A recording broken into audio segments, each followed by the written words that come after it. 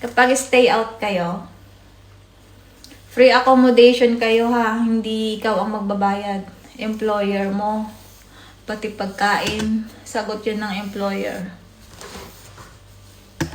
Suswertihan na nga lang mga auntie dito sa Serbia. Tinatanong nyo nga kung may termination dito.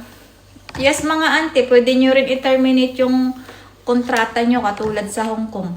Pwede ng employer i-terminate yung kontrata mo or pwede ka rin mag-terminate ng kontrata mo. And pwede ka rin naman mga auntie maghanap dito ng trabaho.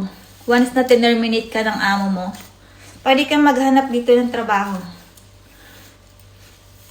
Yun, sabi ng asawa ko, basta raw may temporary residence card. Kapag meron ka ng card, TRC mga auntie, pwede ka nang lumipat ng employer kung salbahe man yung amo mo. Pero hindi naman, wala pa naman ako mga auntie na babalitaan nga na salbahe yung employer. Siguro mayroong, pero bibihira. Pero kapag ganyan nga, yung mga employer mo is mga kilalang tao dito sa Serbia. Hindi ko lang sure ha. Kasi yung friend ko, singer, sikat na singer dito sa Serbia, yung employer niya. Ang bait-bait ng employer niya din. Halos pareho lang kami nang napuntahan. And then yung naman mga employer ko is sikat din yun dito. Sikat na football player din yun dito si Sir.